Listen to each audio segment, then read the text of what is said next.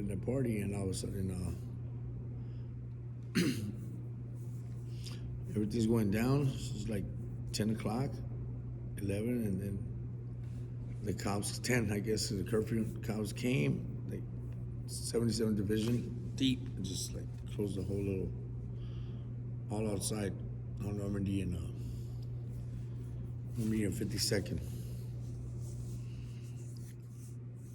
So when they come, my homeboy's mom's inside, I guess. And then my homegirls are outside, they got DJs, and so it's cracking. And then all of a sudden, the popos come, we see the lights, everything, so everybody runs out. Boom. Try to like just leave before they arrest you, curfew and all that. So I ran to the side of the house where there was like a wall. So on the wall, somebody threw a bottle from behind where I was standing. So when they threw the bottle, it hits a cop. Boom. And I see it. And they're beating up everybody. So they're macing everybody. So now when they see that, I see the cop look my way. There's a black cop. Now he's a canine lieutenant. It's crazy. He moved up line or whatever. He jumps. He comes around the side where the other side of the house is, where I was standing over the wall, and then I jump off. So he jumps the fence, but instead of jumping the fence, he jumps and suplexes me. Boom! And now he's beating me up. I'm upside down, facing downwards, and he's got me like a pretzel. He's whipping on me. Boom, boom, boom. He cracked. I think he got me like in the ear real hard from the back. He's on top of me. And another one comes, helps me arrest me. I'm handcuffed, he's still getting me. And they pick me up, throw me over the fence, because it was closed, like one of those small fences, like 3 feet. He throws me over the fence, and then they put me in the car. And my homeboy's sister's in there with me, in the back seat. The old cars, no screen, no glass, nothing. She's right there, and she's all messed up, so she can't see who's in here. And then another dude from Southside Players, which is like I don't forget his name, but he's in there, and he's messed up. So now we're like, what the heck?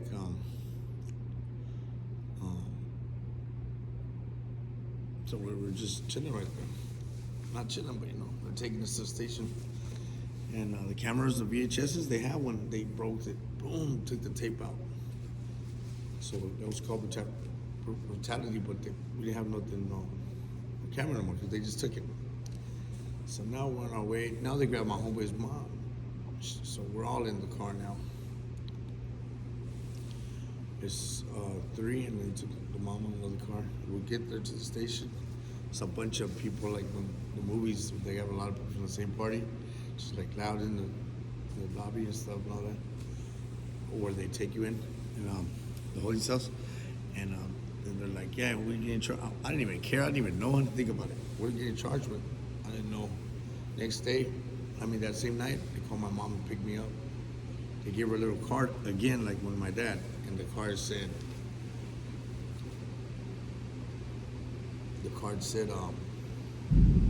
to be back the next morning to talk to detectives about what happened. It was assault with a deadly weapon on a peace officer, which is a 242 BC. You look it up.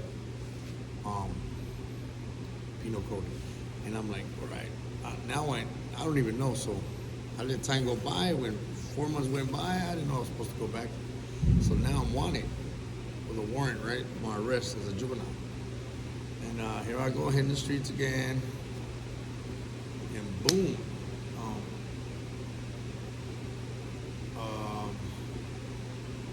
They catch me again in the streets, and they pull me over. You got a warrant, you arrest, and they take me again. I'm in LP again. Now this time I'm fully gang related. So now we in there. I run into this enemy of mine named Trippy from Locos 13. I'm not glorifying the gangs and all that. It's just for educational purposes for you got to know. So don't think I'm glorifying. It's just something that I live. So here we go. This guy and then some other guys. And then one of my homeboys, the crazy one that got stabbed on the other story, Raccoon, he's right there. He's in NNO, which is like the way they call their units. I was in GH, which you wear green, so they call us grasshoppers. It's some funny stuff. Los Padrinos Juvenile Hall, to be exact. So I'm in there, and yeah, sure enough, that dude's walking by the school area, and we tangled up. Boom, boom, boom, boom, boom, boom, boom. He was bigger than me, but at the point, not gonna kill me, so it don't matter. Fight. That happens. I'm going to court, and that time I stayed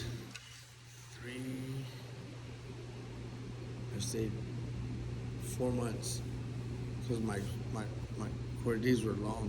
I went to pre-trial. No, first I went to arraignment, pre-trial, then I think on the third court, I forgot what it was. The trial, they rather not, and they dropped the case because I think my public defender, because there was a cop that went there. Now he's a lieutenant, a sergeant in homicide Hollywood, bald-headed white man. He's like racist, so he goes and he's testifying that I'm the one. He's seen me, and that's a lie. I didn't do it, you know. I don't know what they threw the bottle just out of nowhere. I guess not intentionally to one cop, you know. So the crime was kind of crazy. So I'm just wrong place at the wrong time, like they say. So now I'm there, boom. So I get what they call I guess they didn't pick up the case. They're like, you know, dismissed because the lawyer, the police defender I had, he see me young, and he's like, what? You know, they're about to ruin this kid's life. Yeah, he's a little troublemaker, but they're gonna ruin his life to make him, like, you know, by sending him to YA and over there for sure is like another ball game. I never went there, so I won't lie on that or nothing like that. It's just I was what they call like blessed, and I get caught for stuff like that, and go those places as well as prison. You know, I'd never been there. Well, you consider Wayside Prison. It's LA County jail connected to it, though. And, you know, people say you can make it in LA County jail, you can make it anywhere, but I don't want to make it nowhere. That was just where we were at with it, you know. I got caught probably like more times, but it was always like never got caught red-handed on something. I'm not proud of it, but I did a lot of things. They're not good, you know. But like I said, never got caught, and I thank God for that. Not to protect me from doing wrong, but I guess that he had another plan for me. So there I go, and they released me. And the funny part about it, my homeboys would go take my mom because she had no car. So, you know, that's something I look at it. I kind of kept it strong on going to keep gangbanging. Like, my homies are like my brothers, you know? You understand? So they'll take her to my courts, and, you know, I remember being in the holding tank. One of the times I went to court, like the second time, because it would be like 2 months before they give another court date. So I went. When I first came in, I waited 2 months, and then another 2 months, and then 2 months, so like 6 months. So that time I'm in there, and the second time, from like I guess the fourth one, and I went to court, and I'm already used to it a little bit, you know. So here got my little squabbles, all that, like my fights. So all of a sudden they get into the tank in the van, and some dude who's a Brim.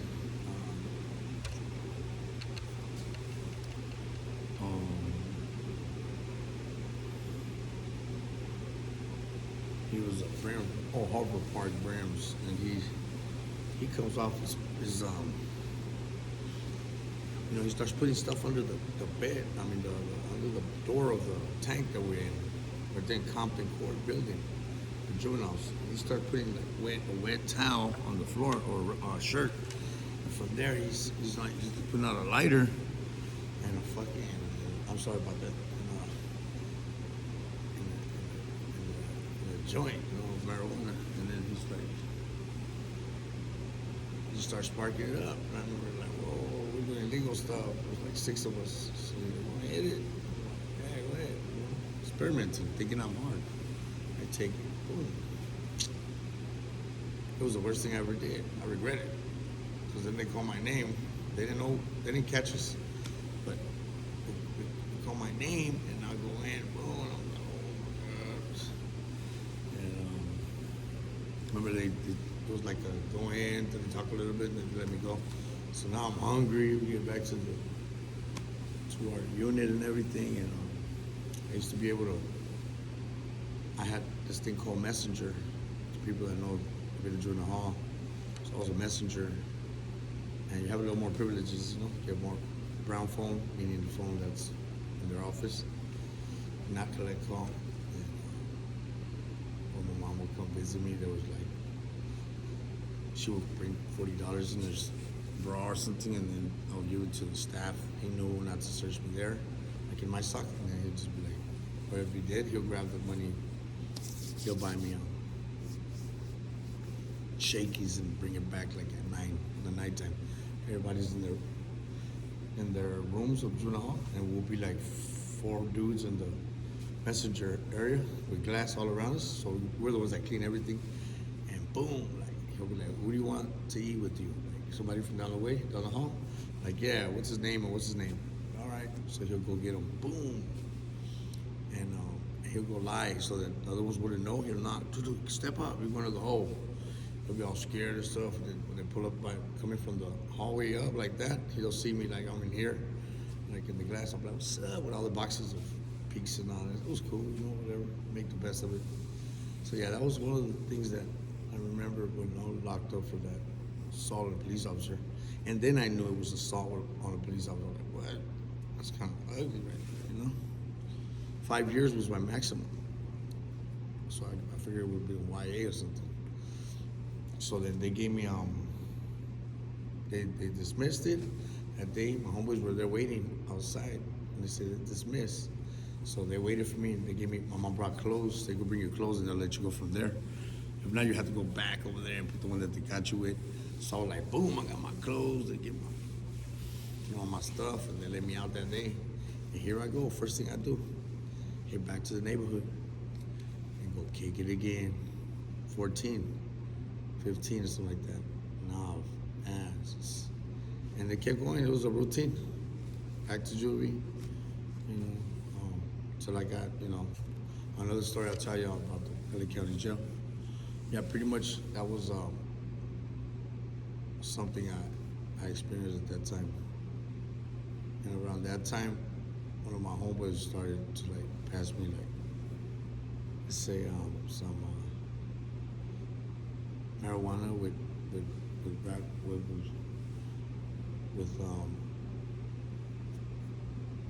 another substance, you know, a white rock substance, and they called them primos, you know, and it was just recreational, you know, but then later you think about it, it's really bad. So then we started selling that, so it was like we knew how to make some money. I was never really good at it because as soon as I get my money, I would spend it again, like on clothes. So you'd be like, where's the money? You gotta re-up. Oh man, I'm not good at that. So I remember he gave me a tattoo, him, the same person, and I would see how he did it, and I learned how to do that. It's another story too, but I'm gonna continue. Thank you guys. Press the like, subscribe, and share the video. So you know, help me, you know, share some more of my stories, and maybe it'll help some people out there. You know, God bless you guys. Have a great one.